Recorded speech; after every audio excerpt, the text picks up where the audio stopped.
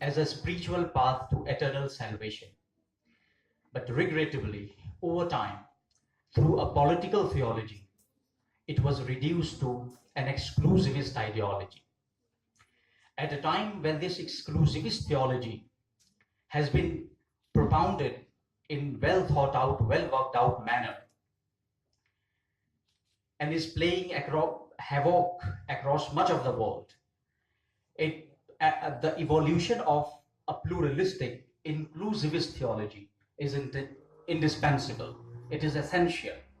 It's highly important to highlight that the Qur'anic idea of pluralism and inclusivism, the Qur'anic paradigm of inclusivism, is missing from the clerical and the theological debates. It's the Quranic idea of pluralism is categorically and clearly stated in so many verses of the Quran. Many of them were beautifully recited in the morning session. La ikraha fid din, qad tabayyana rushdu min al-ghayy. There is no coercion in matters of religion. Truth and error are manifest. Lakum dinukum waliya din. For you, your religion, for me, mine. Walau sha'a rabbuka la'amana kullu man fil ardi jami'an afa anta tukrihun nas an yu'minu.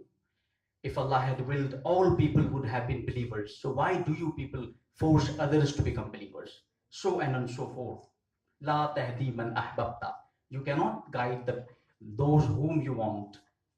Inna Allah huwa a'lamu bil muhtadin. It is Allah who has to guide, and He knows who has to be guided. But much against these clear and categorical Quranic principles of inclusivism, the entire corpus of exclusivist theology was written in Muslim territories against a background of war and strong political tensions. These at times found expressions linguistically in the use of medieval Islamic terminologies, dichotomous terminologies, exclusivist terminologies like Darul Islam, land of belief, Darul Kufr, land of disbelief, Darul Harb, land of war. These exclusivist theological terms and dichotomous worldviews are actually reflective of the binary division of those employing Islamic theology for political, imperialist, and expansionist objectives. But this exclusivist theology has been contested by many modern Islamic scholars, by many progressive and pluralistic thinkers. For instance, the Islamic scholar Fathullah Gulen, on whose theory of dialogue and pluralism a recent paper was presented, he came up with the idea of Darul Hizma in Turkish language, or Darul Khidma.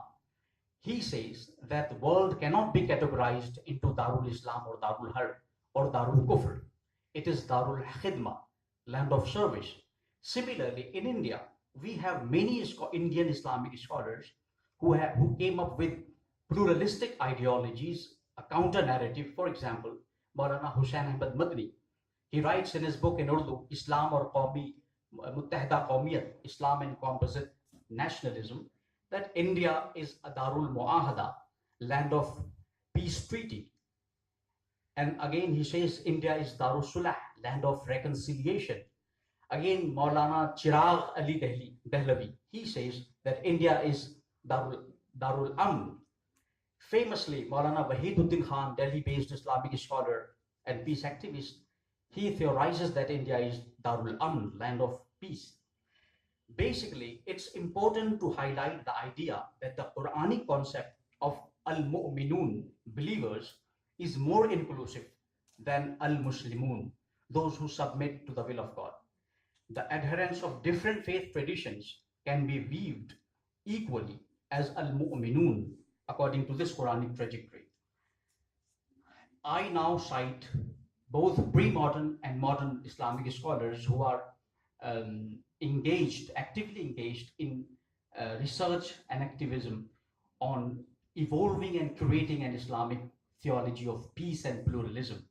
In pre-modern context, There are influential Muslim scholars who have approached the issue of salvation for non-Muslims. For example, Abu Isa Muhammad, Harun al-Warraq, Abu Bakr Muhammad, Al-Tayyib al-Baqillani, Abu Hamid al-Ghazali, Ibn al-Arabi, Ibn Taymiyyah, Ibn Qayyim al-Jawziyah, Jalaluddin Rumi, the two most celebrated Islamic philosophers and proponents of religious pluralism in the pre-modern period are Rumi, the Sufi philosopher, and Ibn Arabi. Ibn Arabi writes in his poetry, Tarjuman al-Ashwaq, interpreter of desire.